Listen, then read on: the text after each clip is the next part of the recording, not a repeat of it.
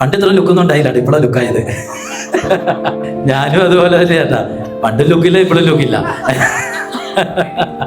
5 വർഷം ഒരുമിച്ചുണ്ടായിരുന്ന, ഒരുമിച്ച് കളിച്ച് ഒരുമിച്ച് കൊണ്ടുപോകണം. He was my best front.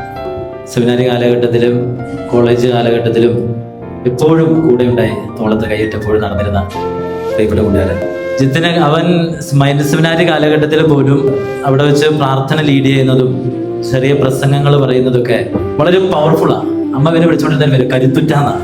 ഓർമ്മയുടെ ചിത്തെ കരുത്തുറ്റ, നീ ആ കരുത്തുറ്റനെ പോലെ ആവണം എന്ന് പല പ്രാവശ്യം അമ്മ എൻ്റെ അടുത്ത് പറയാറുണ്ട്. തീർച്ചയായിട്ടും ഈ പൗരോഹിത്യത്തിന്റെ ജീവിതയാത്രയിൽ ഇടയ്ക്ക് അവന്റെ വിളി അതല്ല എന്ന് അവൻ മനസ്സിലാക്കി തിരിച്ചുപോയി. പക്ഷെ എങ്കിൽ പോലും പോയ വഴി അവന്റെ തെറ്റല്ല, പോയ വഴി കറക്റ്റാണ്. അവൻ കറക്റ്റ് ദിശ കണ്ട് അതിൽ യാത്ര ചെയ്തു.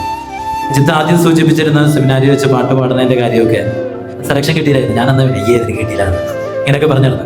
പക്ഷെ ഇപ്പൊ ടോപ്പാണ് അവൻ. ഞങ്ങളുടെ കോളേജ് കാലഘട്ടത്തിൽ, കോളേജിൽ കയറിയ സമയത്ത് തൊട്ട് അവന്റെ ശൈലി അങ്ങ് മാറി. കോളേജിൽ വെച്ച് ഒരു പാട്ട് പറഞ്ഞായിരുന്നു, ഒരു പാട്ട് കമ്പോസ് ചെയ്ത് അവിടെ പാടിയ കഥകളൊക്കെ ഞങ്ങളുടെ അച്ഛന്മാരുടെ ഗ്രൂപ്പിൽ തന്നെയാണെങ്കിലും ജിത്തിനെ പറ്റി വലിയ അഭിപ്രായം വരുന്നുണ്ട്. പല പള്ളികളിൽ യൂത്തിന് വേണ്ടി സെക്ഷൻസ്, ക്ലാസ്സുകൾ, ഇത് പരിപാടികളൊക്കെ നടത്തുന്ന എല്ലാം വളരെ ഭംഗിയായിട്ട് തന്നെ കൈകാര്യം ചെയ്യുന്നുള്ളത്. തീർച്ചയായിട്ടും നമുക്ക് ജിത്തിനെയും ഇനിയും ഉപയോഗപ്പെടുത്താം നല്ല രീതിയിൽ നമ്മുടെ മുന്നോട്ടുള്ള നമ്മുടെ യാത്രയിൽ.